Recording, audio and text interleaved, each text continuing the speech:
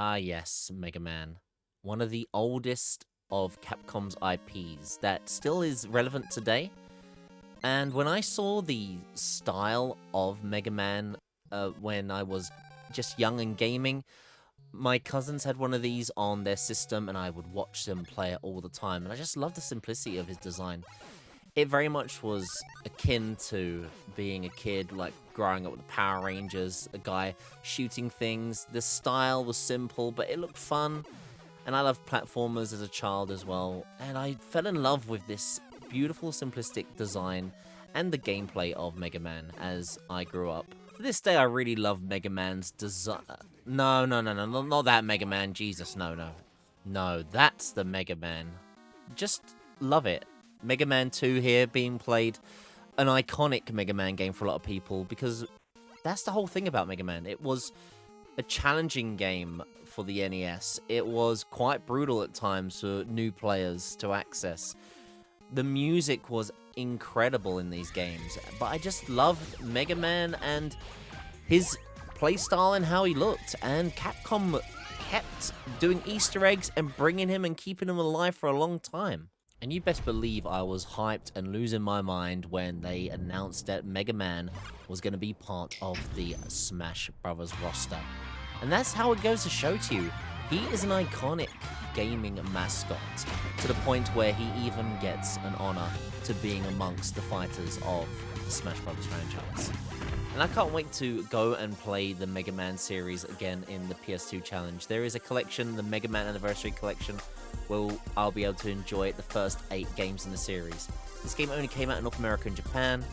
I never was able to play this as a kid. It never got released in the UK PAL territories, so it sucks a little bit, but that's why I collect these North American and Japanese games as well, to finally enjoy the full experience. But enough about Mega Man. You saw the title of the video. We're here for the Mega Man X. That's right, the cooler older brother and advancement in the Mega Man series that Capcom went down. He started on the Super Nintendo, he was faster, he had more mobility. This was the step that they decided to go with Mega Man franchise to make it more appealing, and it definitely was. It graphically looked better, it played better. This was the direction that Capcom wanted to go with the Mega Man franchise for the next gen. You best believe, because of that, yes, Mega Man X also got a collection on the PlayStation 2. Once again, a North American and Japanese only release. PAL never got this as well, including the first 6 Mega Man X titles. And if you're wondering, no, it wasn't because we were on game number 10 and I wanted something with the number 10 in it. It was all down to just luck. For the majority of my games, actually, I do a Twitch channel point redeem system. If you come along on the streams, you can earn channel points, and you can use them to get either a lucky dip of a game and add it to the list, or choose a game you loved and add it to the list. Either way, here's an example of a recent spin we did. When this happens, whatever game comes up is the next game we played after the game we beat. Well, someone chose Mega Man X7. The problem with that was there were other Mega Man games before that, one of my rules. So we are playing the Mega Man X collection first to move on to these games that people have been requesting. It was just sheer luck that the 10th game was also a Mega Man X game. That's just how RNG works, eh? Mega Man X Collection is our first compilation game for the PS2 challenge. It's got the first 6 Mega Man games, as said before, and prior to my rules, if a game in a compilation has credits, I'm going to go get the credits for those games. All these 6 Mega Man games have their own story, their own bosses, their own playstyles, so they all deserve to all be beaten. I know it might give me more time and flesh out these games, but it's just a rule I want to set forward. And if they don't have high scores and have these fleshed out stories, we're going to go for it. Starting with Mega Man X1, I've never played any of the Mega Man X series, only the original Mega Man series, so I was very excited to finally dive into this game and experience just what made Mega Man X. Let's just check it out. So before pressing start at the title screen, if you leave the game running, it actually gives you a little bit of a plot breakdown for what Mega Man X is. X, as he is called, is a new generation of robot that's been invented, and he has possesses both strong but scary abilities. There is a rule of robotics here that a robot must never harm human beings. If they break that rule, they become a dangerous robot. That's the concept of what we've got here. So, Mega Man X needs to be like basically looked into and studied for 30 years, so it's put into lockdown. The creator or the monologue from this person about X is obviously worried because they won't be around, they won't survive his creation. Who created X?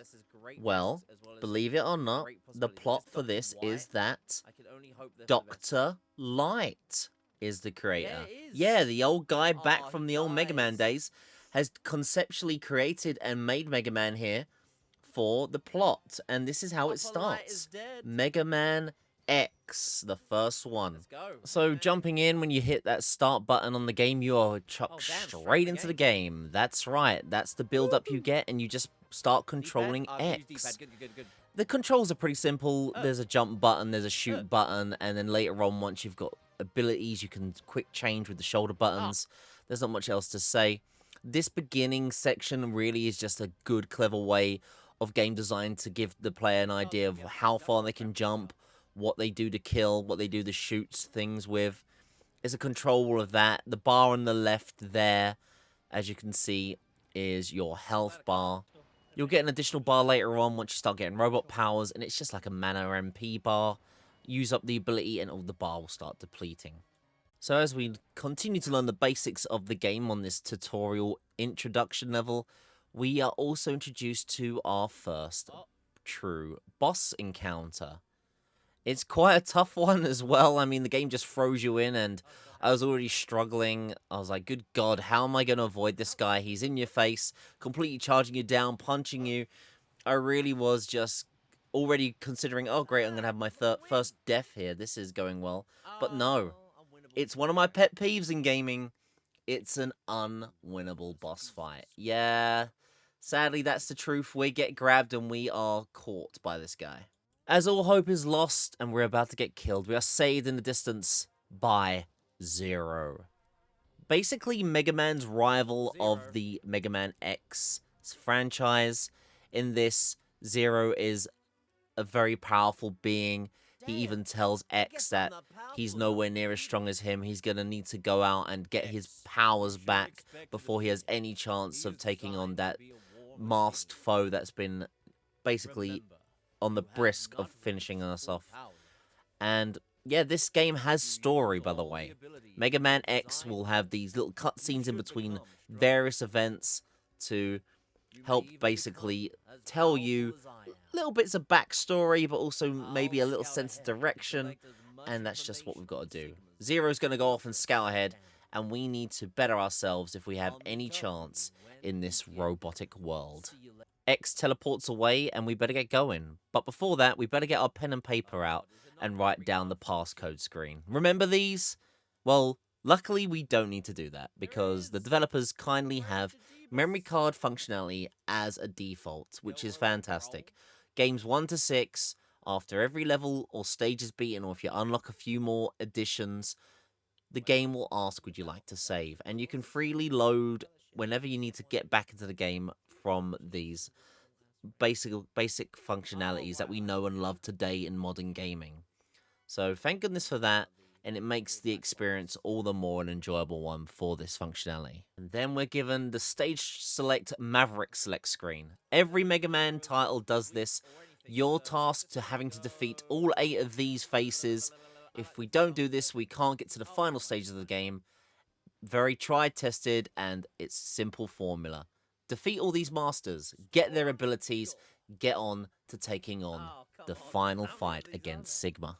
Mega Man X's Maverick approach, just like its predecessors of the Mega Man games, gives the player freedom to select whatever stage they feel like. For this instance, in the Mega Man X game, you can pick whatever Maverick you want, and usually they are tied to a certain biome or theme. It could be in like a hot area, a water area, there's forests and factories, but the main point is it's kind of just a good, lovely kind of theming for what is the main and more important part, getting to the Maverick fights. These are the big boys that are standing in your way to getting to Sigma. And at the early stages, you don't have any abilities. You've got to try and work out what is the best approach to take on these formidable foes. Later on, you get more abilities for defeating more of these Mavericks, hopefully finding their weaknesses. There's a very much rock, paper, scissors formula. Every different Maverick has a weakness of another Maverick's weapons or abilities. You need to work it out, and it helps you get through these boss fights and stages. It's a nice little kind of approach, very much more enjoyable if you don't follow a guide, I would say, for this reason. Because that's what I did for all these games. I just preferred not having a guide, going in blind, and the beauty of working out, just like X would, the best approach to get to the final stages of the game. As said earlier, defeating these Mavericks is important for two different reasons. One, just to be able to get to the end of the game, but also bestowing Mega Man X with his abilities. Most of them are active abilities, that is what rely on the energy bar I talked about earlier. And just like in the original Mega Man games, you are given this cutscene to say what the boss gives and gives you a little kind of preview for it. Maverick abilities are also good for stage exploration. It's a good idea to return to some of these stages, very much Metroidvania-light mechanics, where you have the ability to go to once not obtainable areas and find secret upgrades. This is where Dr. Light's hologram capsules come in. You're able to find different parts for upgrades of X's body and bestow things that would otherwise help you for progression, maybe just remove more hazards. This one here, we're getting Mega Man X's helmet upgrade so he can destroy any terrain above his head, but then sometimes it gives you like the jet boost dash power, more resilience to damage. It's a good idea to return to stages because it just helps you in many different ways. Why is it a good idea to go back and get these upgrades though? Because Mega Man's difficulty is no joke. It is a very challenging experience, these games. You need to be very agile. You need to be able to read the enemy's movements, read the enemy's attack patterns, and be on your toes. Because as you die, you get to go back and try again, but the game has fixed lives. You can only attempt a boss so many times. If you run out of lives, you have to do the whole stage again. It is very much old video game design. It can be frustrating to some, but I think it's an acceptable difficulty and an acceptable, series of things that you've got to do in this game. It doesn't take long once you know a stage in and out to get back to these bosses, but you've really got to be careful because even getting touched by the enemies can do so much damage and make you have to do the stage all over again. Going back on why I said exploring levels and being frugal with your abilities you unlock slowly through the game, and finding these abilities and hidden items. One of the most important items you might find during your boss fight battles is the emergency E-tanks. As you can see here, I'm close to death, but I'm able to get a full heal and turn the tide of battle. A situation where I was going to lose becomes one I win, because I went through stages, found the secret items, and I'm able to succeed and get a victory.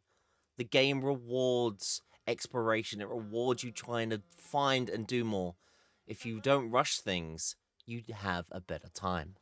Upon defeating the Mavericks, you are treated to a cutscene where Zero has finally discovered the location of Sigma, the antagonist of most of the Mega Man X franchise. Just like Dr. Wily, if you've played Mega Man games, this is the final stage or stages of the game. It's not just one stage, it's a multitude of stages with checkpoints and continue points that we have to get through. With the last few stages, they are the more difficult stages because we have all the Maverick powers at our disposal. Not only that, if you are thorough, you have now upgrades not only on Mega Man himself to take less damage, do wall jumps, do dashes, but you might have also got those emergency E-tanks we mentioned earlier, making these stages more trivial than they are a nightmare. It really does pay off to take your time with these games. So the first point is to go through the Sigma stages, and we also encounter the enemy we met at the beginning of the game. Also, Zero turns up as we go through these final stages. Obviously, we're going to finally get our revenge on this guy. He did obviously knock us out and to nearly kill us at the beginning of the game, so it only makes sense that we go in and check it out. While we are about to enter the boss room, we hear a commotion, though, in the next room. Seems like Zero and the boss are dealing with each other in ways that we can't see. And as we enter to see what's been going on, well, it seems that Zero the Almighty is not as almighty as he seems, as he's been captured. And then obviously our adversary is very cocky in saying that we don't have the right power or skill to take him on. We have no chance to defeat him. We are basically screwed. But we've got the power of the Mavericks behind us. Surely we've got a chance against this guy. So that's what we've got to do. I mean, look, Zero is screwed. The only person that can help out now is X. So bring it on. It's time for the rematch. And that's what happens. We get it on with him. And I try my best. And look at me. I'm absolutely laying rockets into him. And I'm just going, why isn't this guy dying? I was just so bewildered and confused as to what the hell was I doing wrong? Or was I accidentally not doing the right thing here? It just seemed like, you know, I was clearly being, well, playing the wrong way of defeating this guy. So I keep on going. I keep trying to find the right weakness or the right weapon to trigger the right situation to take him out. Annoyingly, though, it's one of these goddamn unwinnable boss fights. We eventually get knocked out by him, and Zero courageously decides that he's going to deal with this once and for all, and does one final attack. He absolutely lets a giant explosion off and flies off himself. But at least that mech that was causing us all this problem has been finally dealt with, and hopefully now we have a fighting chance. The guy is still very cocky, thinking he's, you know, we've got no chance. But with the power of something, X gets a full life bar and decides, no, you know what? This is it. I'm going to take you on now. This is the true revenge. I'm not holding back anymore. Let's finally fight and see who truly is the Robot Master. So for my first attempt, I do give it a good go. I'm out of E-tanks because I annoyingly used them up during the unwinnable fight part, so I just have to go for it. I don't know his attack patterns. And yeah, I'm a bit sloppy with this fight, honestly. This weird, like, paralysis kind of shot he does is definitely a problem to have. But eventually, after a rematch, I take him on, take him out, and deal with him. Finally, we prove that we are the better robot. So, let's go on. But before we do, we encounter poor Zero one last time. He's lost his bottom half. He has really truly used up all of his energy to deal with any situation that we couldn't get past. But before we go, Zero has one last gift for us. He's going to give us the arm cannon that he had to improve our power one more level and get through to Sigma. And as he disappears, we have a full charge beam attack. Now we truly have everything we have to hopefully take on Sigma. During the process of getting through all the Sigma stages, you're also going to be re-encountering and rematching the Mavericks. There's no real difference about them. It really just is a rematch system. The Mega Man games do this, and in Mega Man X1, you basically are just revisiting them all while going through these stages. I've said this during the stream, and I'll say it now. I'm not really a big fan of reusing of bosses or like the boss rush system. It kind of annoys me, but look, in a way it makes sense. I guess it's a way for game design to go, look, you're better than these robots now. You have all the skills, you have all the tricks. It's time to take them on. So isn't a gameplay element that some enjoy, and if you like this, you'll be going through these stages, as I said, and before getting to like the end game bosses of each stage, you're going to be re-encountering famous Mavericks that have been slain, and you're going to have to give them all a rematch. So be prepared for that as you get through the final Sigma stages. But when it comes to unique boss fights, the first unique boss fight you'll get during the Sigma stages is the Spider. I've seen like videos about this guy online on YouTube. They're saying a lot of people struggle with this guy. I have to agree, there's a lot of ads going on in this fight. You have to be on your toes, definitely. I think the ice shot is the best shot to use here. I make life difficult for myself by just relying on the Buster. Sometimes I do this a lot, and people commented on it during my runs. They're like, you do know you have Maverick powers, but sometimes I don't know, I just felt like being a Buster boy sometimes. And yeah, this guy will give some trouble. You gotta read what way he's gonna go down direction-wise, and be careful that he doesn't obviously hit you. Getting hit by enemies, like physical contact, really does a lot of damage, more than any other attack does in this game. But yeah, this spider gave me a little bit of trouble, for sure, for sure. But eventually, with some dexterity and a little bit of skill, we finally shoot the spider one last time, and it blows up into smithereens. Not too much of a challenge, definitely a fun fight, and the first of the unique battles we need to do to get through this final set of stages. And the next fight is this, like, weird face battle, I guess. You gotta be careful, obviously there is a actual insta-kill at the bottom of the screen there. You gotta be careful with those teeth. They count as spikes. Touch them as an insta-kill. And as you can see here, there's some scary parts where the room closes in, and you gotta make sure that you're wall jumping enough to keep away from those zones. But your main focal fire is these eyes that slowly open up. They do shoot back at you, so there's a little bit of frustration to this battle. It's very much about playing with the field you've got, being careful about it, and not getting killed yourself while slowly whittling down this enemy. Once again, with a bit of skill in the right situations, I eventually wear down the eyeballs on this robot face, and then it room closes in to finish off this weird bouncing machine. We take it out one last time, the teeth get destroyed, and we have defeated the second unique boss fight. We're about halfway through the Sigma stages now, so we've got to keep cracking on and get to the main bad guy himself one way or another. The third unique boss is this weird tank thing that separates in two. This one I had to be careful with. I was very scared of the big sharp teeth. I thought it might count as an insta-kill. It also shoots this giant cannon, which does do quite a bit of meaty damage. Also, it impacts you constantly. It's another fight where really mobility is key, and positioning yourself at the right time, always at the right time, is the most important thing. But as you see here, I was a bit sloppy on my first attempt, trying to learn the bat pattern of this guy, and he eventually takes me out. But once you learn from your mistakes and take him on the second time, I learned what must be done, get a few nice shots in, and eventually, with one final killing blow, we take out this weird face tank and get another victory under our belts. This is the last mini-boss or like sub-boss before the main guy himself. All said and done, it's time to finally meet up with this mysterious man, Sigma, and seek all-out revenge. We slowly make our way up on the final stage to where our nemesis is waiting for us, and upon reaching the top, we are finally greeted to the mysterious face, the man himself, Sigma. And he has a lovely little companion with him, a doggo. Oh my, what could possibly happen here? Sigma gives us a little spiel about things that are going on, basically the situation of the world, but the more important thing is that he wants us dead, and at the end of the day, we want to stop this guy too. So that's what it bottles down to. One of us has to come out of this alive, and hopefully it's us. Now for a final stage, or final boss, this is quite the doozy. This is definitely one of the most challenging fights. Honestly, the most challenging fights out of all the 6 Mega Man X games I played. I'll be honest here right now.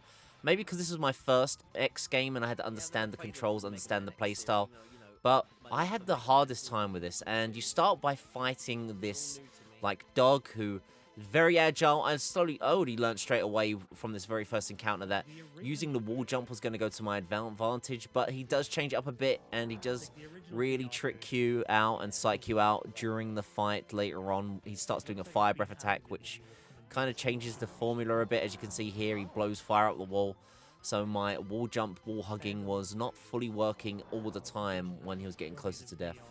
Still, once you have dealt with the doggo, Sigma himself thinks, you know, he can now deal with you himself. He's got, you know, the better way to deal with your opponents is to just face them head on, classic villain style. So let's see what you got, dude. Let's see if you can really stop me after all this struggle and fight we've gone through.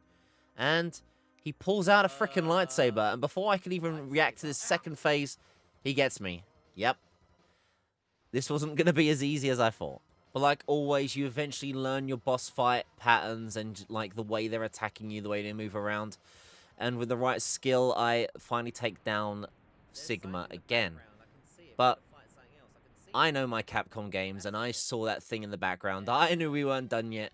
Oh yeah, this is a 3-phase boss fight. You've got to really be frugal with your E-tanks, your energy, and everything. It was time to take on this giant Sigma machine, and once again, I was trying to learn this pattern from the very beginning, and bam, I died again. Yeah, this is a good, horrible string of boss fights and quite a tough set too. The main issue is your energy needs to be refilled before the fight, and this is kind of the annoying grindy part before taking on Sigma every time. You need to restore your energy levels and your E-tanks after you've had a good run and you might have failed it.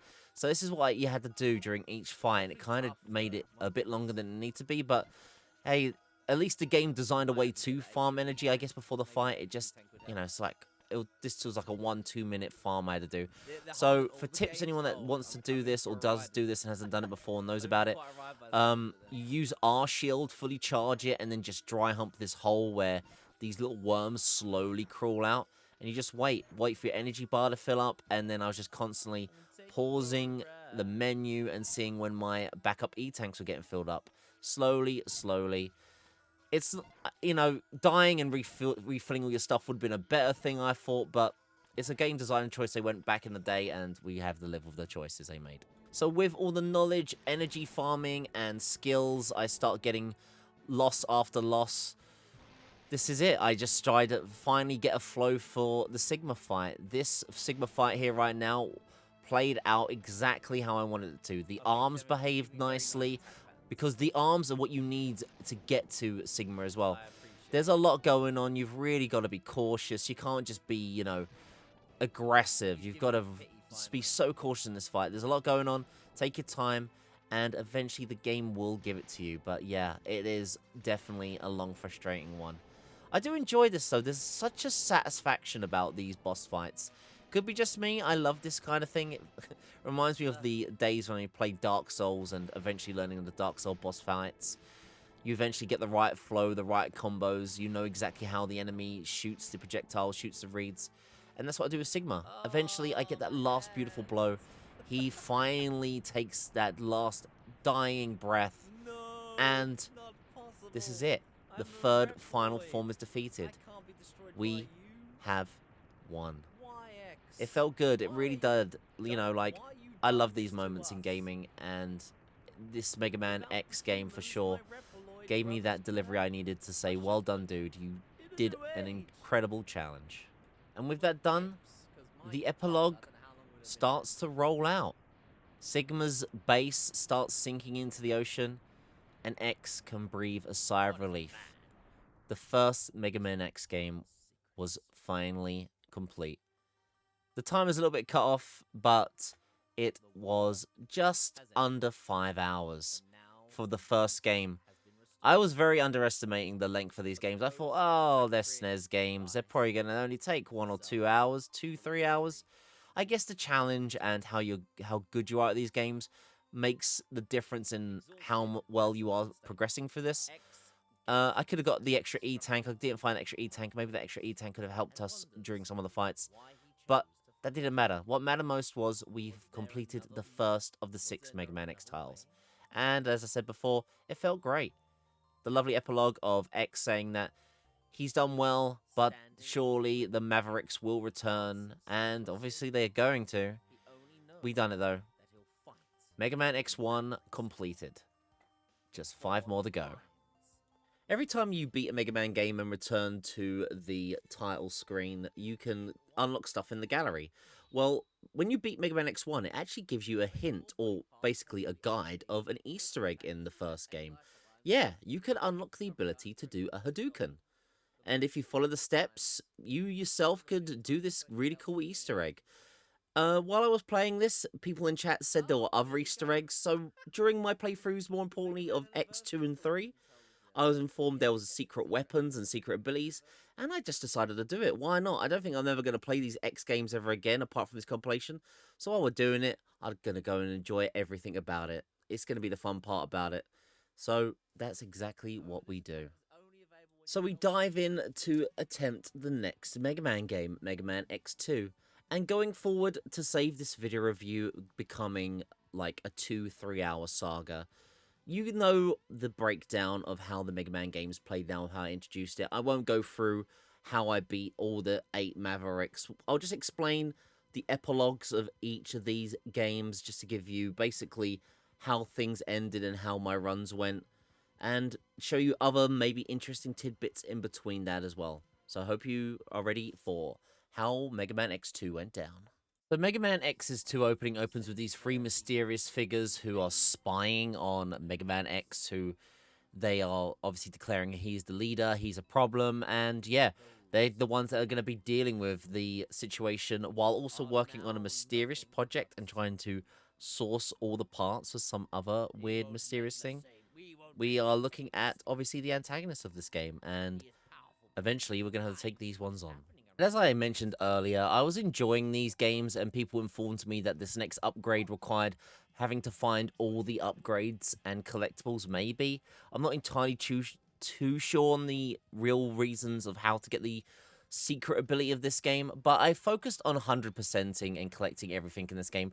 One, because I enjoy it, and two, I'm kind of a collectible fan and enjoyed this series, so that's what we were doing as well anyway. And with all the Mavericks defeated and me being satisfied of collecting everything hidden on every stage, we were very much ready to take on the next and final steps of this game.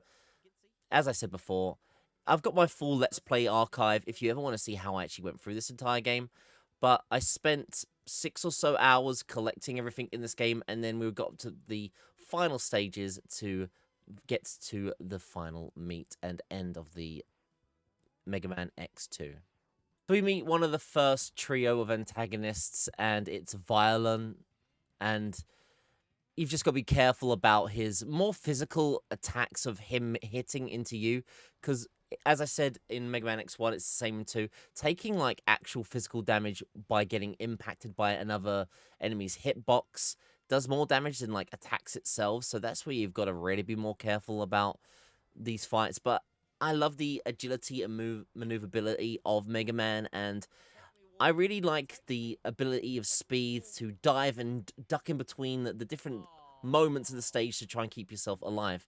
Eventually, though, we do take him out, and Violin is one of the first to bite the dust.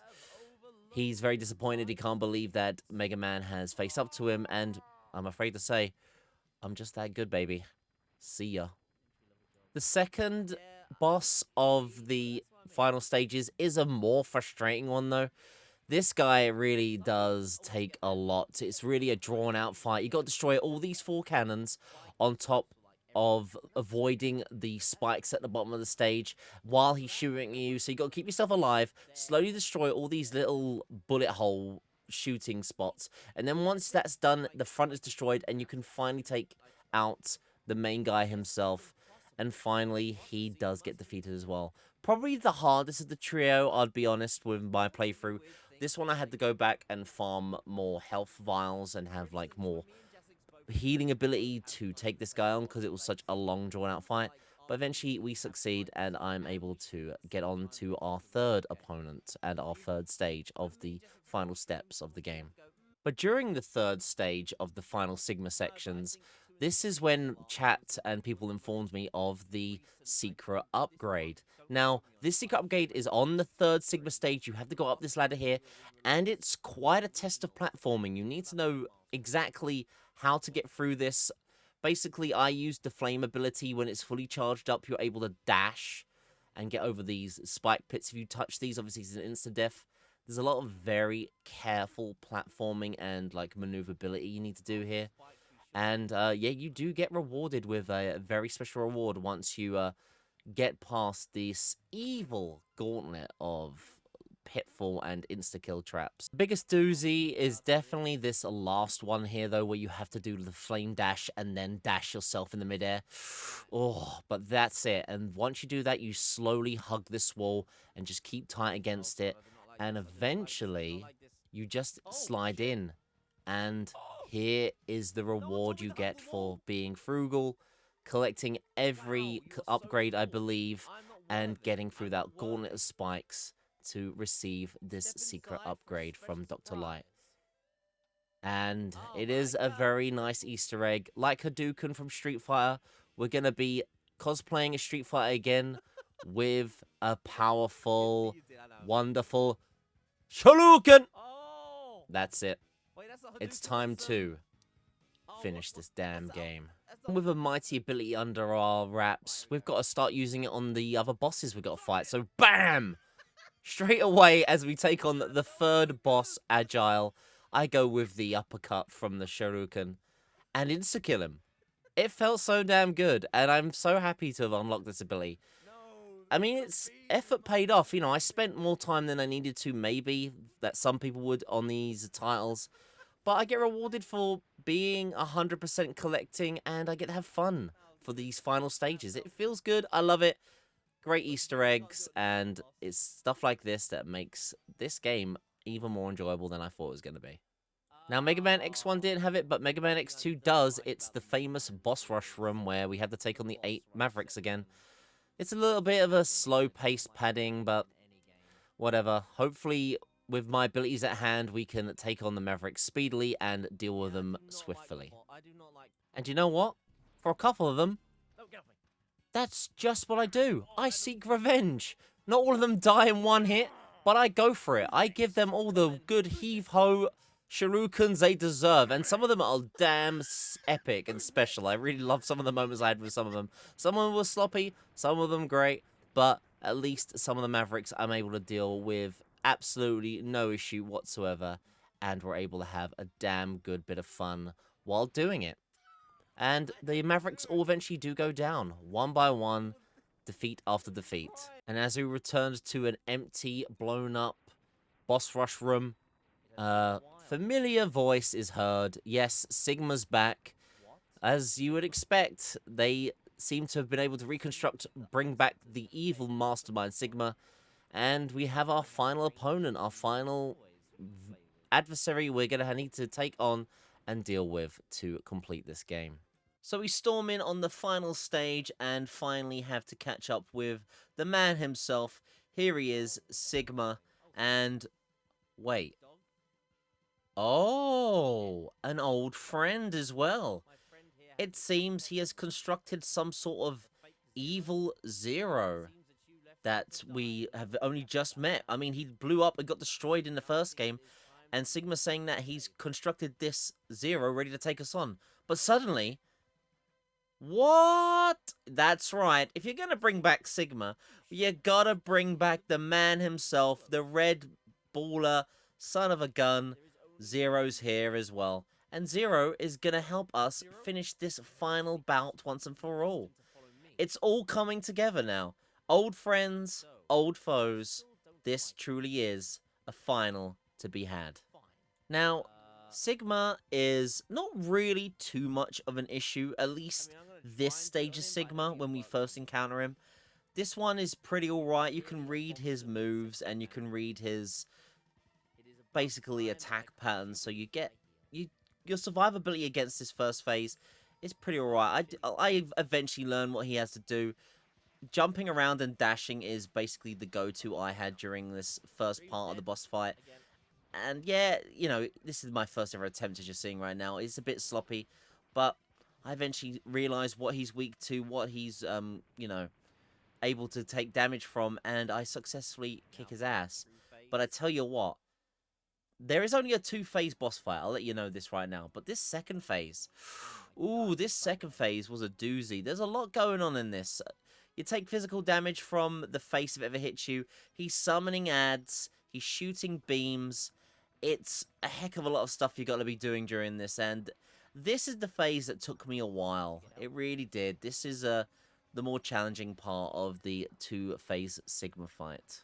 I do eventually, though, get a good run. I fully heal myself, ready to take on the Sigma Matrix face, whatever phase this is called, and successfully get that delightful Shoryuken to begin it, the fight with.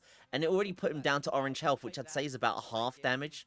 So it was a great start, and it was basically the beginning point of the final run and final attempt to take this guy on. It was a beautiful time, and we're able to get through this quite challenging boss fight. With a final blow dealt and Sigma truly destroyed once again, we have successfully completed Mega Man X2. I enjoy these games the more I got into them. It kind of meets my criteria for what I enjoy about a game. I love a platformer. This 2D platformer is really great. The controls are fluid, responsive. There's a great level of difficulty, and just that sense of accomplishment for me, maybe not for others, but for me, you just get that sense of like, yes, I've done it.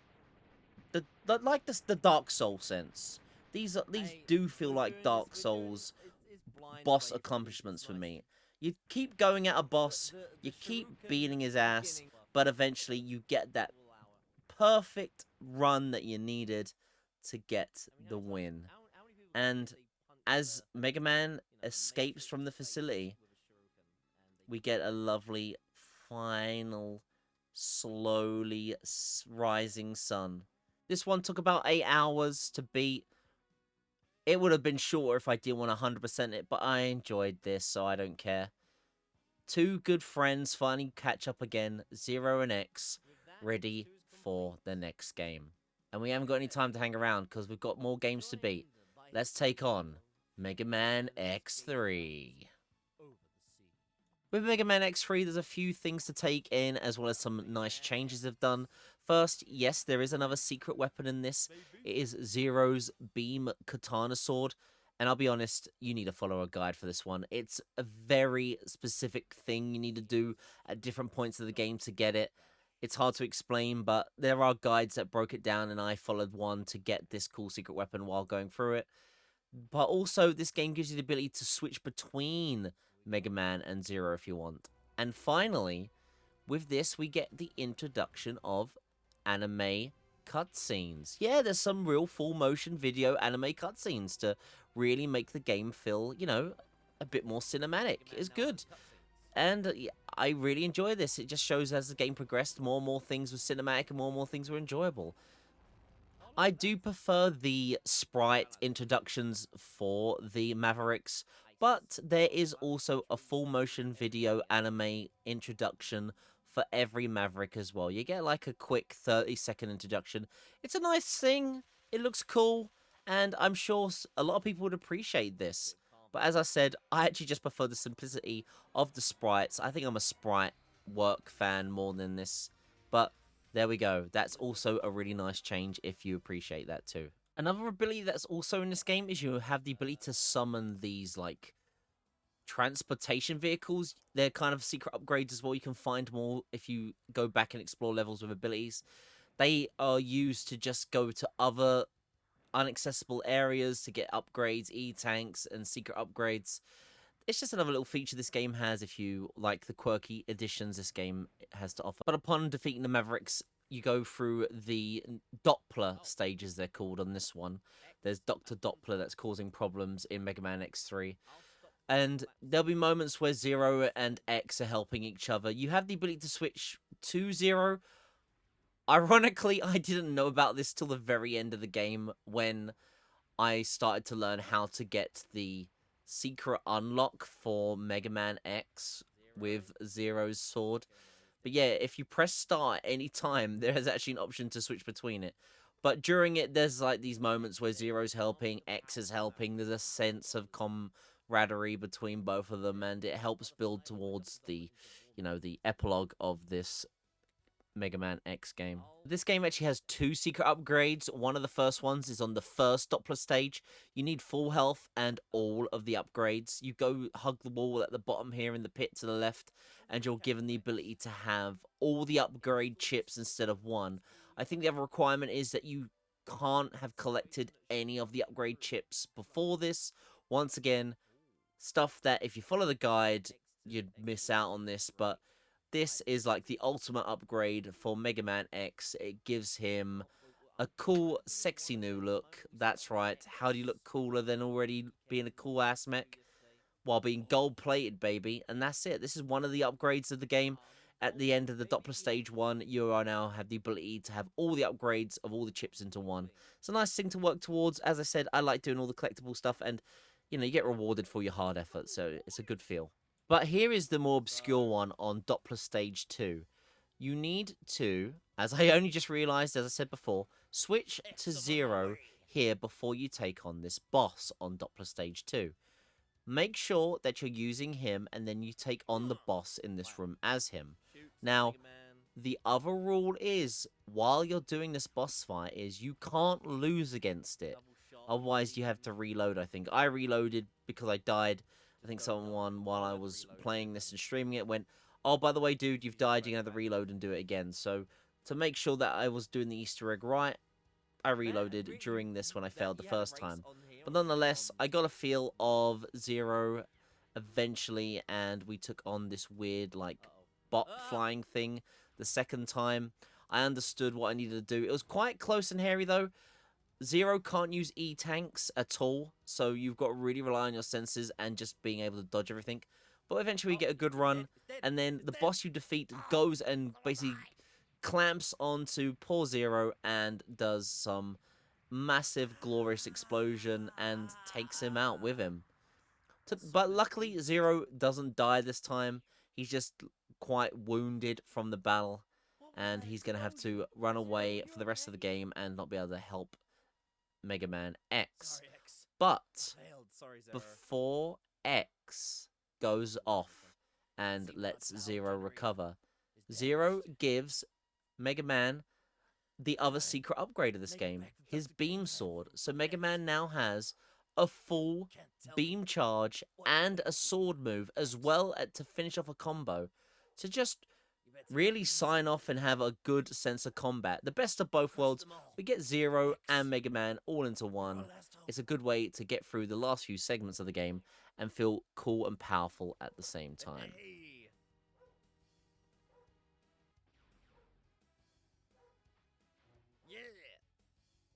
So with a full array of abilities under our wing, it's not too much of a problem now. The beam sword really does knock some good chunks off of the rest of the endgame enemies, as you can see here.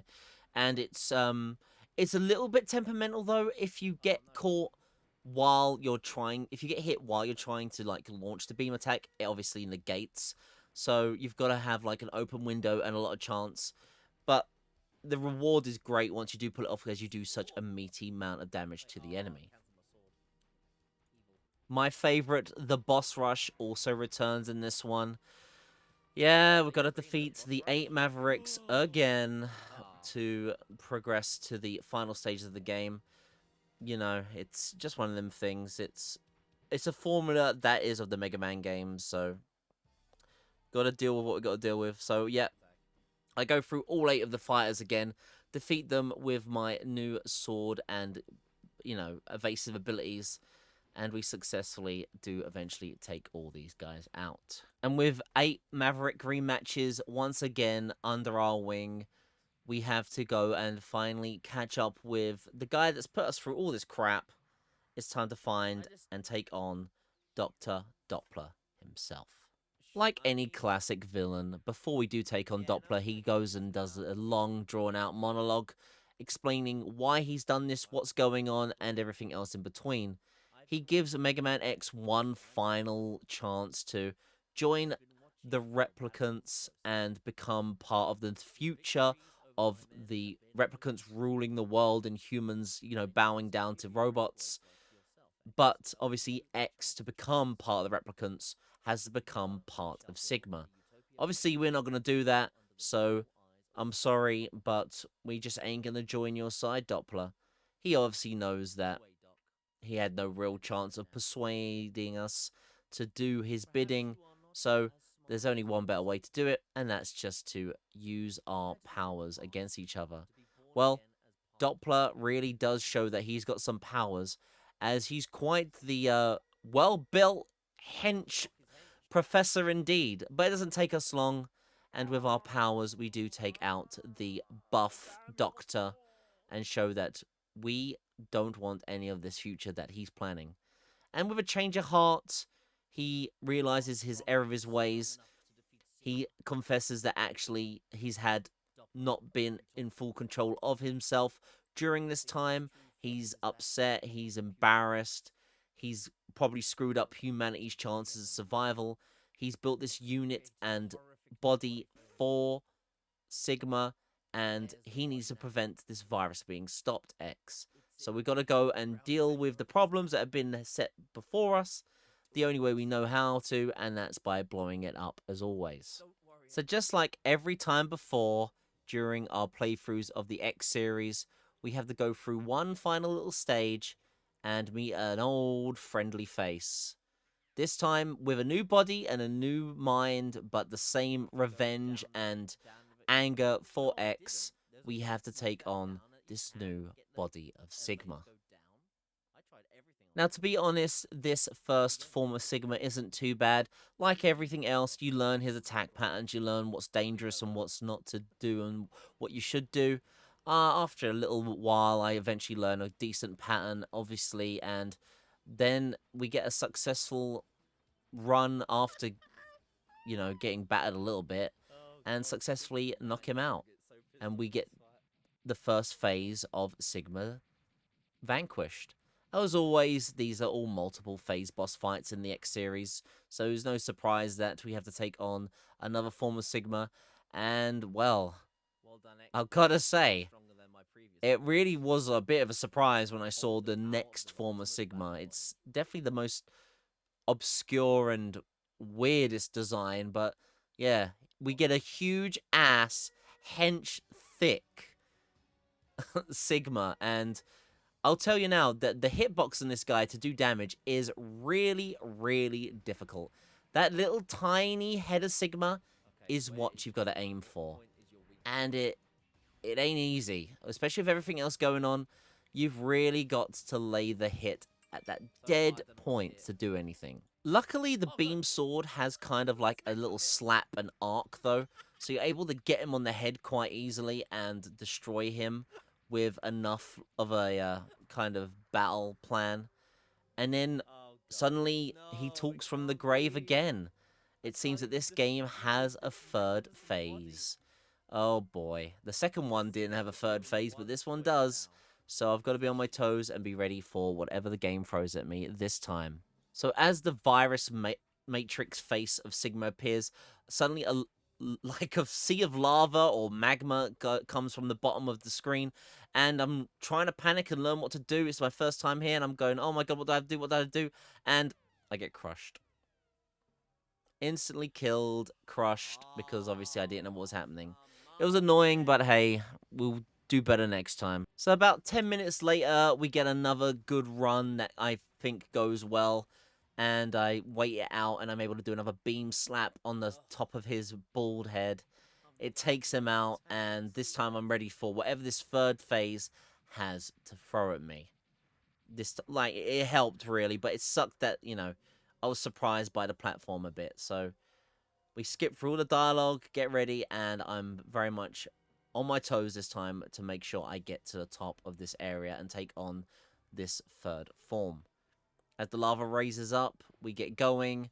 I was panicking here though, because this second time that I was against Sigma, I do screw up quite a few times. Luckily, it is quite forgiving. The only thing that kills you is if you get crushed underneath those little lips on the side of the screen.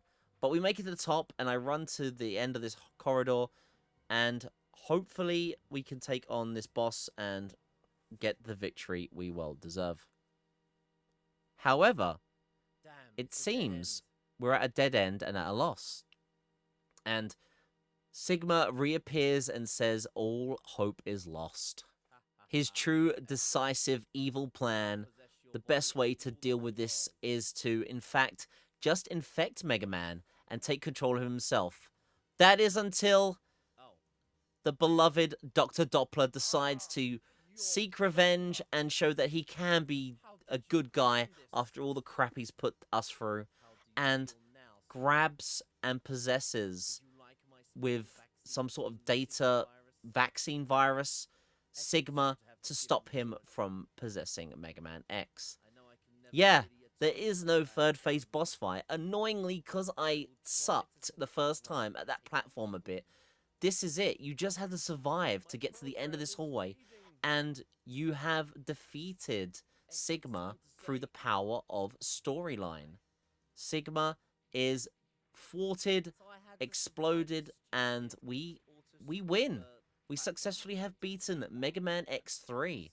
3 games under our belt. 3 games completed. Another 8 hours for this one. Went for 100% again, collect everything, did the extra bonus secret stuff. Didn't bother me. I'm enjoying these. That's what mattered most. We had just beaten half of the compilation games, but there's still more Mavericks and more games to beat. There's still half a game to do. Let's not rest too long, because there's many more games to be done. So, we already knew we could play as Zero and X3, so how do they mix things up with Mega Man X4? Well, this time around you get to pick from the beginning who you want to play as, but not only that, both Mega Man X and Zero's playthroughs in X4 have different stories and different cutscenes. Yes, they continue with the anime cutscenes, but both characters have unique playthroughs, that they have their own separate story segments, their own unique animated FMV cutscenes. So what does that mean, you say? Well, yeah, I decide I need to play this game twice, and that's what we do during this playthrough. Koos, why do you do so much and put so much on your plate? I don't know. But the community agreed. The community said that X4 really only is truly beaten if you do both runs of the playthroughs of the characters. That was the vote by the people when I was playing it. A lot of people agreed, and that's just what I did. I didn't class X4 beaten until we did the Zero and Mega Man playthroughs. And also you learned a lot of backstory for Zero in this game, so it was a great way to experience his story. So I'll give you a little overview of X's storyline first. X is basically like, normal Mega Man playthroughs as you would have done before. This time you're getting assisted by Double here, who's basically your comms guy, your assistance guy. Think of him like Roll if you've ever played the Mega Man games, where he's just trying to give you advice during the missions and gives you a breakdown of all the different Mavericks we're going to take on. You use this hub as the world select, and yeah, there's basically a series of missions, aka the different Mavericks you have to go to. But what is the secret behind Double? Well, near the end of the game, and as you're getting close to the Sigma stages and have defeated all the Mavericks, well, someone in the dev team thought that Double was the best name for this guy because, yeah, Double has been a spy the whole time. We've just been double-crossed by Double. Oh, what a twist. And what an epic name a guy to have for being a spy, eh? Yep, Double has been a spy all along, tricks us, and worked for Sigma. And he is going to be one of the many adversaries we need to deal with to beat the full campaign. So the first mini-boss or boss of the Sigma stages, yes, is Double in his double-cross form. And he's not too much of a bad fight, really. Like I did with all my other Mega Man playthroughs, I went and got all the different upgrades and all the different, like, suit abilities. So you take less damage, you do more damage. And I had the flow of the games by now. I knew the mobility and the agility of Mega Man's playstyle. And it doesn't take long us to take out Double, the first of many. And yeah, it was quite the simple fight. They have an epic little speech between each other. And Mega Man X has to carry on forth further down into the depths of the final chapters. Our next opponent in the Sigma stages is, well, once we enter the epic, like, comms throne room, I don't know what way you really call it, but we meet up with the General. Yeah, he's been a character in the cutscenes as well. He's commanding the Repliforce army, but he isn't too happy of a future with humans. He very much likes what Sigma has told him about that the Reploids should be the ones to rule and basically have control of the world, and he is the next one we need to basically change his mind, or more importantly, stop his insane plot to take on the humans and rule the world. This fight is a bit more of a annoying one, to say the least. If you remember with the Sigma boss fight, this guy has a very, very small, like, weak point. It's the head again, and the rest of it, he will absorb any attacks or bullets you throw at him. He obviously also moves around a lot, and he's got a lot of different projectile moves. So you've got to be careful. He does use his arms as an attack and also as a bonus platform for the player, though. Eventually, I do get some sweet shots on that face, and we teach him a lesson too. Then, obviously, like many enemies, they seek the errors of their ways, apart from Sigma. Sigma just is constantly just lost his mind. But everyone else you defeat, they go, oh my goodness, what was I thinking? And the general realizes he shouldn't have created this mass weapon for Sigma, and the only one that can stop it is, of course, Mega Man X himself. Go Arcee. The third Sigma stage is the classic, you know, insert Koos's hate towards boss rush. It is the boss rush again. Yeah, I don't like it, blah blah blah, but it's not too much of an issue with all our upgrades and all our powers. It takes us a casual half an hour to defeat them all again. And yeah, we complete another boss rush section. It's not too bad, and then we need to obviously move on and get our asses towards the main man himself, that is Sigma. As we approach the final Sigma stage, we are met with the man himself. He's decided to be all Grim Reaper style now. He likes, obviously, to be this really eerie deaf person. I actually really like this sprite model for him, and it's kind of cool, actually.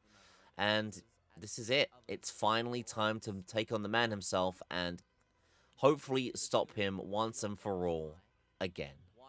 So, this Sigma section actually, like an older Mega Man X game, has a 3-phase boss fight system to it. Haven't had it for a while, and this game definitely has one of the more difficult final sections, final bosses of the game. The Grim Reaper version of Sigma has all these annoying projectile attacks. It's really hard to kind of keep yourself off the ground. I eventually worked out that he was weak to fire, though, and it really does deal with him quickly. The second phase of Sigma then appears, and, well, he's a lot more agile, and he uses a melee weapon more.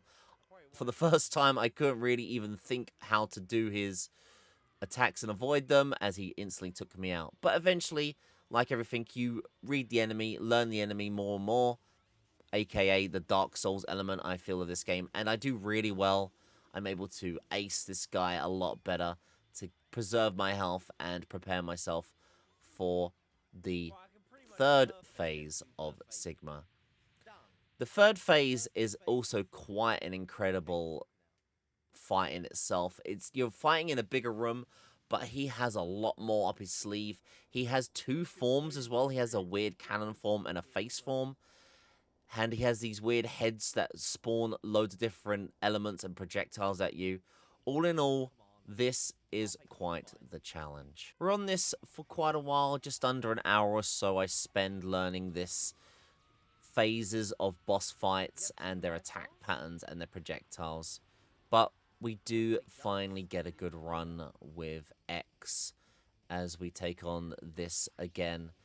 Like I said, you can see here for the final run, the room itself is incredibly difficult with all these different faces doing all these projectiles. You've got to be very agile. You've got to know the movements of Mega Man X himself and be on your toes throughout this whole duration of this fight. But finally, I see the opening I need to take out Sigma once and for all, and we do it. We successfully have won Mega Man X's storyline.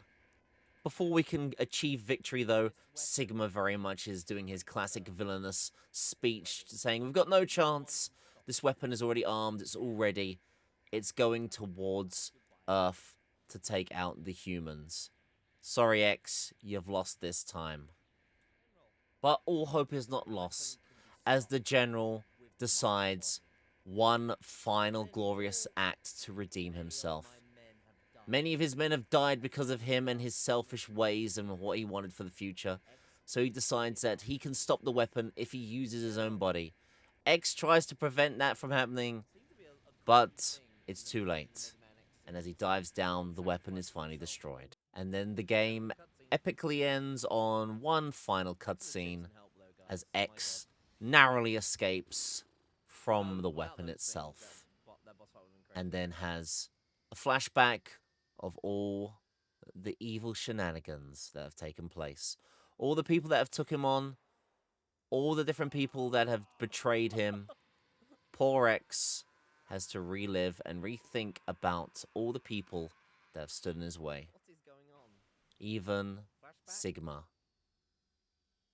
Poor X thinks to himself and worries that maybe one day he may become a Maverick. And during these final moments, he tells Zero, if he ever does become a Maverick, will he finish him off and deal with him? It's a touching moment, but at least we have beaten the X storyline. So when we hop onto Zero, I can see why people recommended I play both the storylines on this to say it's a full beat. Mega Man X4 builds on the past and the origins of Zero himself. The first initial cutscene you get when you start Zero's storyline is him waking up in a lab, talking to a mysterious silhouette figure. People of the older Mega Man games will know exactly who this figure silhouette is. It's none other than Dr. Wily, and obviously insinuates that Dr. Wily created and produced Zero. He is a concept and creation of him.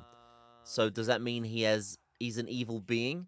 Well, a flashback continues, and you can see some very dark imagery of destruction and robots being like absolutely eviscerated by someone. And would it be by the hands of Zero? Who knows? But what matters most is it's time to play a playthrough of Mega Man X4 with Zero. As we deep dive into Zero's storyline, instead of having the double crosser double, we have Iris, who is the sister of the commander that Zero works alongside and is going to help give Zero some assistance during this. She's a sweet, innocent figure, just trying to do her best to help the future of everyone around, and hopefully she can give us the helpful hand we need to. When you eventually do defeat the Mavericks, we do eventually return to the base and realize that basically a big plan of everyone escaping on the giant weapon has already been issued, and Iris is nowhere to be seen. Obviously, that means that during the Sigma stages, hopefully we can go up onto that airship and find and save Iris, question mark. Whatever the case, we've defeated the Mavericks, and now Zero needs to go through the Sigma stages as well. So when we eventually do get to the room where Double was in, instead, we are met with Iris. Yeah, she is here waiting for us, and Zero's absolutely shocked as to what's been going on. Before the events, you do have a special scenario where you have to fight the commander in between the Maverick fights. She realizes that we've had to destroy her brother, and Iris basically doesn't know what to do now. Her brother's dead, and she can only ever want to, I guess, avenge her brother any way she can, and she transforms into this weird bat robot creature, and we have to take her on. This fight's actually quite a little bit of a difficult one. There's a lot of ads going on. You gotta be quite careful. And she's immune, apart from where this pink gem comes out, so you need to attack that to deal any damage to her. With the right situation, I do eventually take her out, and I am met with one of the most iconic cutscenes in gaming history. It was my first time to experience this, and if it's yours, please enjoy the final moments with Iris. Zero, Hang in there, Iris. please, stay away from Replifos. Let's live together. In a world where only Reploids exist. Let's live together. Iris, there's no world just for Reploid. It's only a fantasy. Yes, I know, but I wanted to believe it. I wanted to live in a world where only Reploids exist with you. Iris!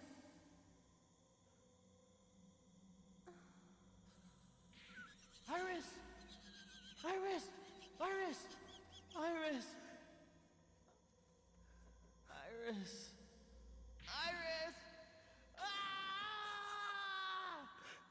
No, this isn't happening. There's no reason for me to go on. What? What am I fighting for?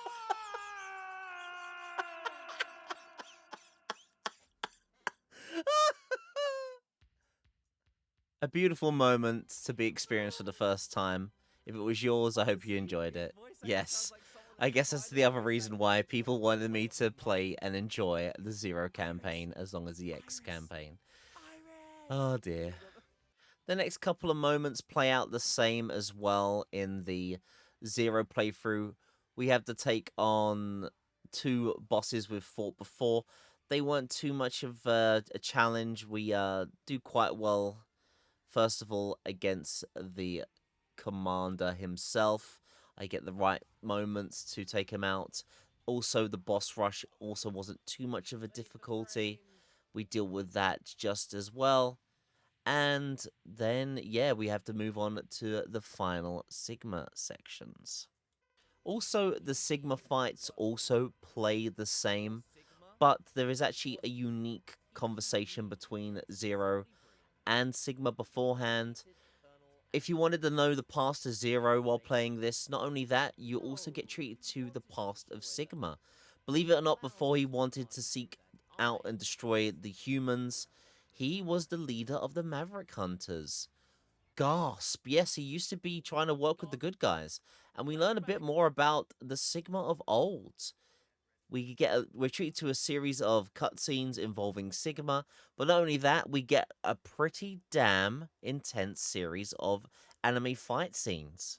This moment that we learn about is actually pretty cool as well. We get to obviously see Sigma of old, Zero of his past, and the fight scene in itself, for as old as it is, especially of today's standards, I think is very good quality of an anime animation.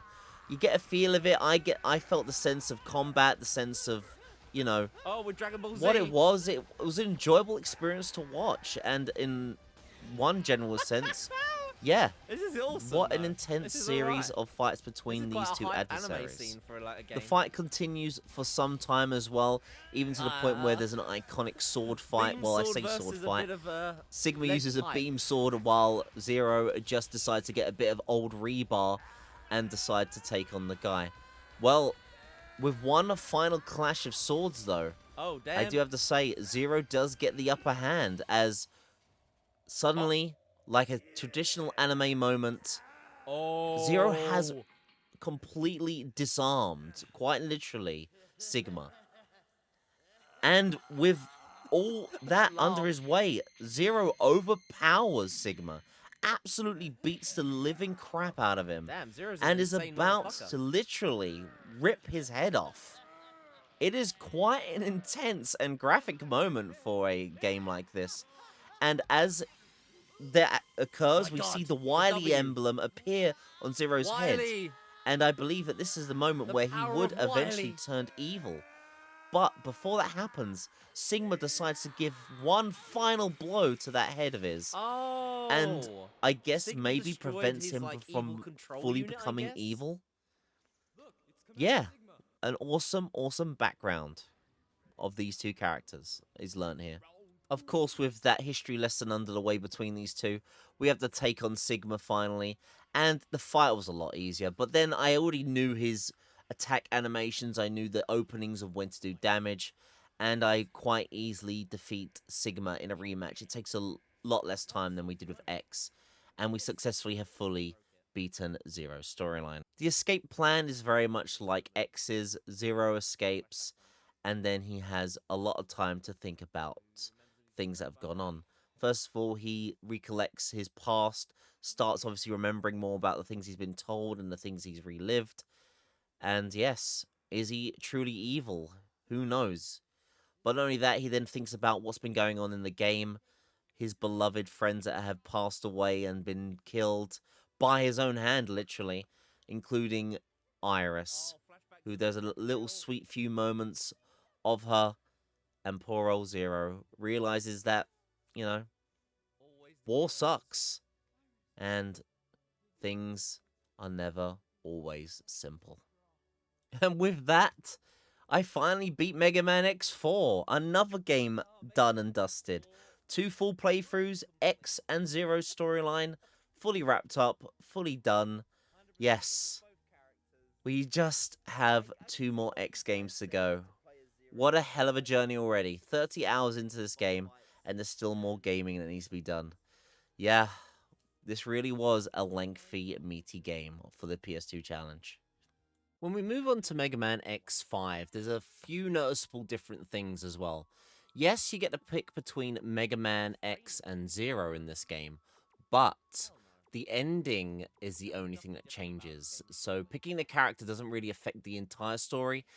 The only thing I was informed by the people when we were playing this is that if I save just before the final encounter, I can reload as the other character and play their final epilogue, which is what we do during this playthrough to see both endings. The other thing is, it's a little bit toned down, this game. There's not cutscenes, it's all these still imagery kind of like breakdown scenes instead. So it's a bit of a shame, but I guess budget issues, or maybe they just didn't want to do anime cutscenes this time, is missing from this as well. There's multiple suits, there's Mavericks, there's also this weird hidden upgrade or ability tree thing that you can see here. I didn't fully understand how you unlock these or what you got to unlock these, but you could equip stuff to give suits certain abilities, is what I did. But apart from that, it's defeat Mavericks, unlock the final Sigma stages, and pick whoever character you want on each stage. The other thing to note during this actually is because you get to choose between Mega Man and Zero for the whole of this playthrough, upgrades and life bars are shared between them. So you will notice that there is a drastic difference depending on how or what you do to play as the characters. I went with Mega Man pretty much throughout the whole playthrough, so Zero heavily gets punished and struggles more near the end of the game for me when I play as him for his story moments, because I never got any high health upgrades while playing as him, or let him get any of the bonuses that Mega Man X does. Sigma Stage 1 involves exactly that situation where if you chose X, you fight Zero, and if you chose Zero, you fight X. As you can see here, the 2 life bar differences in action. One is very much more of a struggle than the other, but we defeat both our adversaries either way to show that we were the better hunters. The other things you'll be doing during the Sigma stages is fighting a version of a very old Mega Man enemy, not even seen in the Mega Man X series beforehand. A yellow devil kind of enemy, but it's more like this weird, like, black goo kind of devil. But still, yeah, yellow devil of a form of has appeared in this game finally. The super annoying boss where it's, changes shapes and you got to slowly whittle him down. He's in here. My good old favorite, the boss rush, also returns to my dismay. I thought maybe it wouldn't be in this one. Yeah, the boss rush is also another Sigma stage, also you need to deal with. There's that on top of it. And of course, when everything is said and done, there is the final encounter we need to deal with. That is the man himself. Yup. He keeps on coming back. It's good old Sigma, and you just have to take him on. I take him on both times. I decided to go with Zero first because he's the undergraded one. I might as well attempt to do it the harder way beforehand, and once we're successful, we'll then take him on with Zero. Once again, during Zero's encounter with Sigma, he brings up the fact that, he's having these nightmares about who his father, aka his creator, is. We kind of know it's Wily anyway. If you played X4, you knew it was Wily. It insinuates and carries on going down that route that, oh, by the way, who's your father? And you see flashbacks of Wily's silhouette during the Zero playthrough. And it's just another way to basically put it into your system what's occurring. Even with Zero undergraded though, the fight itself wasn't too bad. Zero can use E-tanks during the battles he gets involved in, so I guess it really was the reason why I didn't have too much of a difficulty. Also, I got one of the Zero upgrades. You can see him wearing a black suit here. It gives him a bit more beam damage, I believe, and a bit more of a defense upgrade, which is definitely needed with the size of his health bar he had. But yeah, apart from that, you have 2 stages in this Sigma fight for X5, and as you noticed there, I use the E-tanks in this fight. It's not also the most difficult of the Sigma fights. There's a few projectiles. He has this weird hand attack that he does sometimes, but it was these like electrical balls he was throwing at me more that I found a struggle. The actual hand part wasn't as big of a problem. We just keep going at it though. I do my best to just dance around with this blade dance move that I really like that Zero could do. And after a little while, the right things happen. It all falls into place. And we deal the last few cheeky blows to the weak point on Sigma, which is that weird kind of like gem thing on his head. And thus, Zero completes his story. Upon defeating Sigma, he explodes, self-destructs, and takes out Zero. It's a shame they went with these still cutscenes, like I said before, but for some reason or another, they went with this, and we just had to live by it. Anyway, during Zero's epilogue, Mega Man X comes and turns up to see the poor destroyed remains of Zero. He tries to help. The weird remnants of, I think, Sigma is still lurking about, and during this, a shock moment happens, and a big beam gets shot through both Mega Man X and Zero again. Then suddenly they fall to the floor, but I think Zero does like one shot back to take him out, like this weird remnants of Sigma as it fades away, and poor Zero slowly is dying, basically. It just, I feel like the Zero ending is the bad ending, because I believe it kind of insinuates that both Zero and Mega Man X pass away here.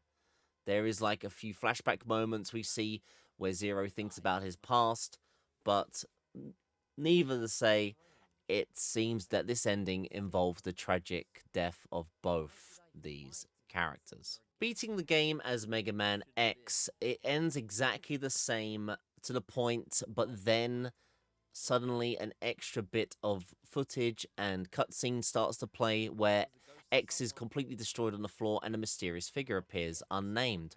I believe this is Dr. Light speaking to Mega Man X, basically telling him, your time's not ready yet, you've got more fight in you, boy. And then we get a flash forward, and 3 years later, we get an epilogue for what happened. X is fully rebuilt. He's, basically ready to fight and carry on and live, and obviously to protect humankind. It's this is why I think this is a good ending.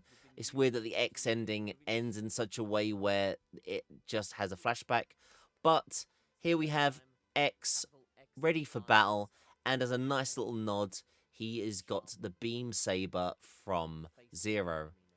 Believe it or not, Mega Man X5 was originally meant to be the final game in the series. From what I was told, and when I looked into it, it's what is Kenji Ifume, the director at the time and producer of the series, wanted this game to end on.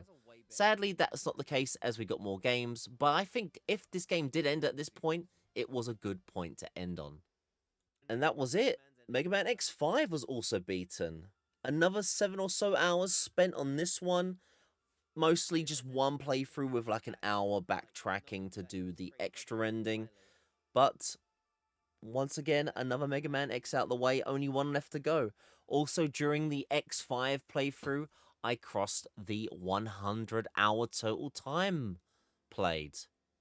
This obviously was the longest game for the challenge for sure, early in as it was, but I was enjoying my time with these games. A great challenge, a great sense of gameplay, and above all, just an overall gaming experience that I wanted and had never had. So with Mega Man X5 supposedly being the last in the series, how does Mega Man X6 continue or try to reboot the series? Well, the game starts on the character here called Gate, who is, I guess, examining the remnants or the ruins of basically the battle that occurred with Mega Man, Zero, and Sigma. He finds this weird chip on the floor. It must be remnants of Sigma himself, and stupidly enough, obviously takes it away with him and conducts research on it. What is the repercussions for doing such a thing? Well, as he decides to take it back for research purposes 1 week later, lo and behold, the guy has gone mad and possessed. So this gate guy is our antagonist for this game. Maybe they were introducing a new villain, who knows? But neither to say, it's time to play this final Mega Man X game in the collection. Still, we're playing as Mega Man X, so hey, we've got to, live on the future without Zero. But, come on now. Are you really going to kill off a fan favorite character when you're rebooting a franchise? Of course you're not. So, somehow we're fighting some sort of spirit of Zero within the beginning couple of minutes of the Mega Man X6 game. I kind of hate this when game developers do this. I guess basically you can't have Zero without Mega Man X, so they're one and the same. They wanted to keep this character going, and annoyingly, frustratingly, yeah, there's a scenario here where we're battling this corrupt version of him, but it doesn't take long to defeat this Zero projection, whatever it could possibly be. He's clearly a different color. But after the battle has kind of been won, we are treated to another cutscene, which, well, basically just means that, like, Zero is back to his old self. He starts talking about that over the last few, years or however long the time gap for this game has been. No one's been able to find him, no one's been able to track him. Then everyone thought he was dead and gone. But no, he's rebuilt himself from the ground up. He's healed and now he's back. It's all happy endings. It's like Disney, the magical powers of a Disney storyline has come into the world of Mega Man X, and Zero and Mega Man X are the best of friends once again. All is good, and now we can go and take on Gate and stop all the Mavericks at the same time. This also means you can now play as Zero in the game, but there's no real differences, I was told. I just decided to play as Mega Man throughout this playthrough. So we defeat the Mavericks again, and we go through the Sigma stages. The Sigma stages this time have, once again, their own unique bosses. One of them being this really annoying, like, double fight where you have these movable, like, virus walls or something that move about. They are really frustrating because you've got to be able to jump around and avoid them, then attack these tiny little hit points. Any kind of interaction or impact on their bodies obviously does damage to you, and there's a lot of projectiles and fighting as well in this fight. It's all together quite frustrating. I think that's my overall issue with Mega Man X6 as a game. I think it's more difficult than it needs to be. There's a lot of very punishing platforming sections in this. There's a lot of fights that I just think are overly complex, or there's just too much going on. It kind of reminds me of, like, I love the Metal Slug series, but the later Metal Slug series also have this problem, I find, where the game gets overly more difficult than it needed to be. And these fights just were the same. There's so much, you had to be very agile, the very small hit points, and all in all, yeah, not my cup of tea with the design of this game. Still, the first boss goes down with the ninja ability, ninja suit, that is a new suit power in this game. The problem with the ninja suit is you can only use sword attacks. You can't use any other abilities, so it wasn't a suit I liked using after this fight. Not much longer into the final stages, we fight the main man himself. It's Gate, the guy that is clearly causing all this problem, rebuilding all the Mavericks and making his own to try and stop us. And now we are going to go toe-to-toe with this guy. Very strange that the antagonist of this game is already appearing so early on in these final stages. So my questions are already being raised. I was going, this is very weird. I'm surprised we're fighting Gate so early. Still, it's another fight. He transformed into this badass cape dude. And this is another punishing fight. The pitfall at the bottom will insta-kill you if you're not careful. The guy is shooting many projectiles. Once again, you got to be so agile and keep yourself both healthy and aware of the surroundings. But I do eventually get a good hit on him. This one did take a while. It was very hard, but thank God I defeated Gate. And as he's defeated, another kind of cutscene plays out. He's got his dying breath. he basically, you think it's all over, you think Gates finished, but of course not. Who else can be the one person he wants to revive all this time while he's on his last breath? None other than the title character that, well, the title antagonist more than anything, Sigma. Yeah, Sigma is back again. But he says that he's always been around anyway. Whatever the reason, yes, Sigma is still around, and yes, Sigma is going to be the final boss. But obviously, we can't find Sigma until we do one other final task that's in every game. Yep, here it is again, the boss rush. I think my problem of the boss rush is because I've done it at least 5 different times in the X games, it was just grinding on me in that way as well.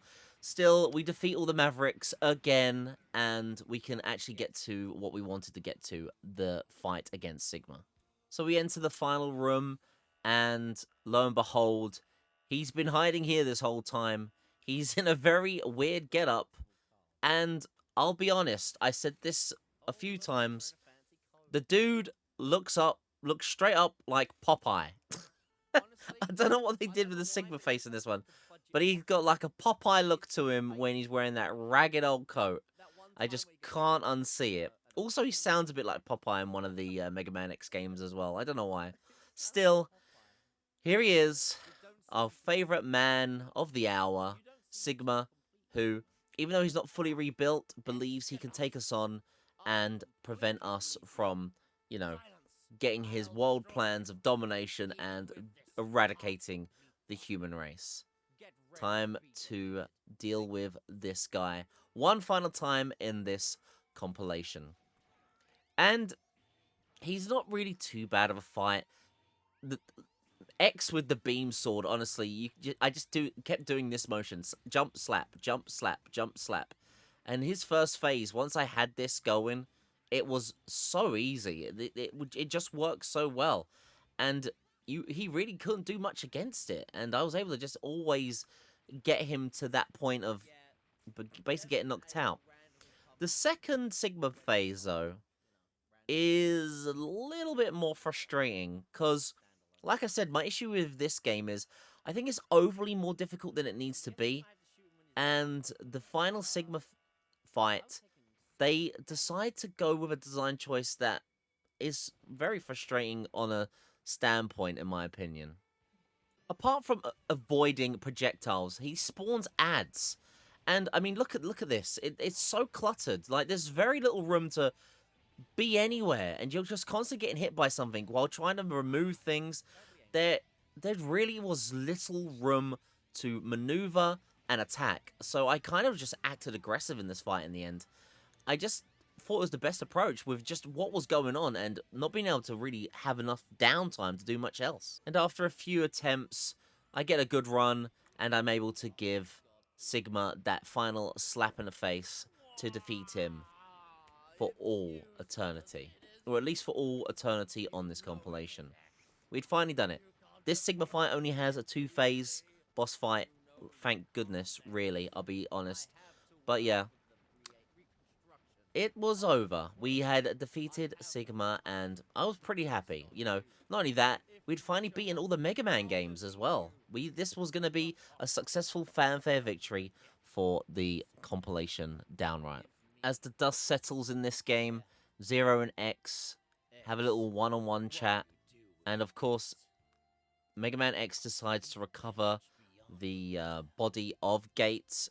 They say he's completely destroyed, but Mega Man X wants to bring him back anyway because they were his friends of one of the comrades of the team, and that's it. But look, we're all a happy team now. We're all together, and it's one happy ending. And the game ends like this, very simple.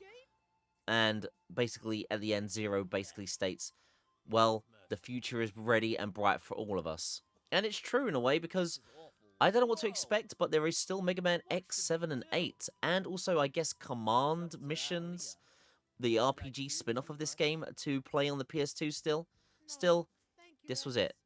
The wrap for the Mega Man X story arc for now. The credits roll, and we have successfully beaten Mega Man X6. I can see why a lot of people say that X5 is a good stopping point for the game, and they really didn't need more games in the franchise. I kind of had a bit of an issue with this game anyway. Like I said, during the boss fights, the game gets overly difficult. There's a lot of punishing platformer sections as well. They use spikes a lot. There's these insta-kill death beams as well. There's a few real game design choices I did not like about X6. It's only difficult, I think, by design more than actually as a challenge. So it was one of my least favorite of the X games, to say the least. But still, we've done it all, haven't we? I could just stop the timers there. Why haven't I stopped the timers, though? I know you're asking that, aren't you? The credits have rolled, Koos. What else is there left to do? Well,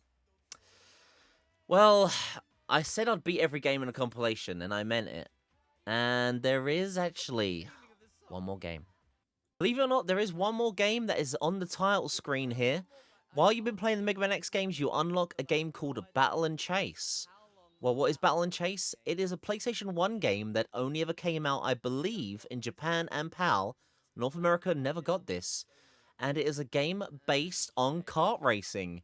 Yep, and not only that, it's based on the Mega Man franchise. Mega Man franchise, I say, though. There's no Mega Man X involvement in this, so weirdly enough, on this X collection, they decided to squeeze in a Mega Man game on its own. Battle and Chase, there's a Grand Prix mode, and it's a game to be beaten, and it's going to have credits, and we've got to go for it. And as you start going into GP mode, you get to pick your racer you want to use. Mega Man, Roll, Proto Man, and then some of the bosses that you may well known, mostly from the Mega Man 1 game, like Gutsman, Iceman, and then there's some other Mega Man fighters as well that I wasn't too sure of what ones they're from. Still, a good array of characters, and each character has their own unique abilities. After looking at all the characters, the guy called Quick Man has a turbo mode, and hey, in a racing game, if I can turbo boost as my character ability, it seems like the right thing to do. So yeah, I go with that character. And you get a cool little 3D view of his kart, and it's time to start our Grand Prix challenge. I was a little confused as how to win this game still. There is a stage select screen here, but the main goal of this game is to beat every racer on their stage once to get the fight against Wily. It's a very simple racing game. I had a lot of fun with this still. Every race is a 5-lap race. The bar in the top left where you have your character and that thing that recharges is your character's unique ability. For Quickman, he has the ability to boost for a couple of seconds. Honestly, later on, I realized that this is not a very good ability. It felt like it never really did anything. Still, that's what we had. Quickman's passive ability is that the top right icon, the number that's counting down, is your item bar. To get an item, you have to drive into the enemies or obstacles on the stage. It's a very unique, but also very weird system. And I believe I don't know, the AI seem to get items all the time. It's a bit punishing, and I think there's a little bit of cheating going on in this game when it comes to items. Needless to say, the player themselves, me for example, has to drive through these to get the items. Items do various things. They all have different abilities, you know, shield, boost, knock people out, aim for the first place person. But all in all, this is how the game works out. If you're successful in winning a race, though, which is the main goal of any racing GP game, you then are taken to a screen here. It's a very interesting screen as well. It tells you you can obtain a part from the person that runs the race course. So for this instance, we went on the track with Roll. We're able to take a part. Now, this is actually a really unique and really interesting part of the game, which I've never really seen in many games, especially for a PlayStation 1 title. Basically, every part on everyone's cars has abilities and different passive effects. And as you go further on, you can steal or take other people's body parts and put them together with yours to Lego piece together and create your own unique car to maybe get the upper hand further into the GPs. It's a really cool, nifty feature. But it also is visually shown off on your car models as well. So later on, you know, once you start Frankenstein your car together, it starts looking a bit more interesting. And like I said, a charming little addition to this game, which made it more enjoyable as it needed to be. Now, we only need to beat every person once on this stage to take on Wily, which is the final goal of this game. But I was enjoying this, so I thought I'd try and see what the final race against each racer is in their course. So I started with Roll. And sadly, the AI are just too good, and I think there is a bit too much of a boost mode on the AI. You need to play the perfect game, and you need to get the perfect items and RNG to help you win. The AI are just too far ahead, and I'm afraid I had to give up on trying to 100% this as much as I wanted to, just because the AI are ruthless. Very, very ruthless. So instead, we go through and defeat every unique racer, and once we defeat them all, we're treated to a cutscene. We've won! We won the GP, we get a cool cutscene, and it's a sweet, bitter victory. I can finally say, yep, the game isn't just over just yet. Just as you think you've won the GP, Dr. Wily comes along and steals the prize money. He had to turn up at some point, even in a racing game, and here he is right now to ruin the flow of it all. We still have some things left to do in this game. Still, we can't fight Wily just yet because we've unlocked a stage called Base, and we've got to take on Base. Base at the base, and yeah, this is the penultimate race. There's still some more things to do, and first of all, it's a race around this area against Base, the racer. The AI starts to get a bit challenging, even on the 1-star first race difficulty. And yeah, this took us a little while here to get a good flow, but the items fall in the right place, and I eventually get to cross the finish line and take out Base. So now, luckily, there is finally one last race to do, and after we steal Base's part, it's time to take on the crazy professor himself, Dr. Wily. He has the grand stage that you would expect, the evil skull motif design, and this is the course we have to race him on. Wily's passive ability is like this weird explosion ball effect he leaves if he's in the first place, and he'll be in first place for like a lot of the race. This is definitely one of the more annoying characters. I mean, he's the last one anyway, so what do you expect? So it's just leaving it to RNG to give you the right items, the right situation, and then finally crossing that finish line and saying good riddance to Wily. And maybe good riddance this game, but this game was actually an alright kind of racer. It just is a bit difficult to really fully enjoy it, maybe. The AI cheats as well, which is not something I liked about this game. But nonetheless, Wily was defeated, and we get treated to a beloved text-based screen to give us the epilogue we needed for our character. I guess I couldn't be able to do a cutscene for each character, so everyone just gets a quick little summary of what they do after the race they win. But with that, the credits rolled, and I could finally say that I had completed and beaten the Mega Man X collection. We got a credit for every game in this compilation. Just under 50 hours. It was a heck of a journey, but a good one. I enjoyed it. I beat 7 games, and sadly, we can only put 1 game on the game beaten count. It just is the way of these compilation games. You can put as many as you like on there, but at the end of the day, we just beat 1 game in the library. Technically, I beat a couple of SNES games if I was doing a SNES challenge. Technically, I beat a couple of the PlayStation 1 games if I was doing a PlayStation 1 challenge or a Saturn challenge. But yeah, it's not the case here. Game number 10 was beaten. And I had a good time with this. It's a good compilation. It runs well. Apart from some of the games, I enjoyed it. Thank you very much, Capcom, for making the compilation. Oh my goodness. Yes, I told you it was going to be a long one, but, you know, I had to give you an overview of every Mega Man X game in this compilation. Streamlined it a bit, but there you go. 7 games beaten. 1 on the count. 10 down, many to go.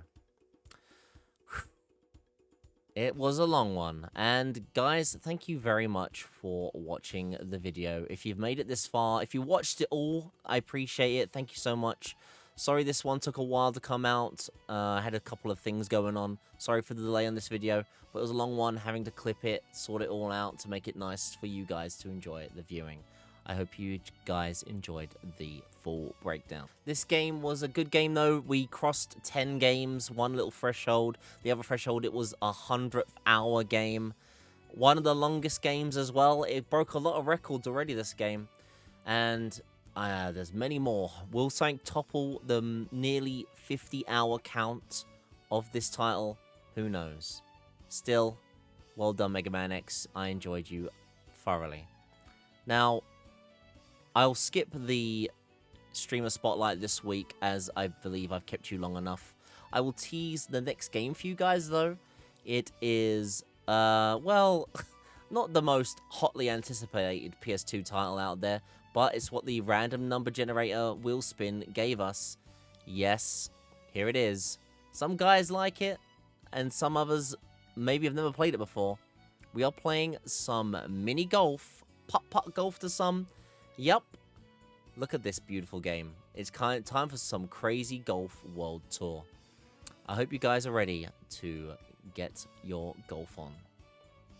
As always, you can scroll down and check out the description of this video to see the Discord if you want to join the Discord and hang out with the community there. You've also got my Twitch if you want to watch the live plays of the PS2 challenge. It all gets uploaded to this YouTube channel in an unlisted playlist. If you want to see the full Let's Play of the Mega Man X games we just did, please check them out. But besides that, thanks for being here. I hope you have a lovely day, and I'll see you next time for the next video in the PlayStation 2 Collection Challenge. Peace out, everybody.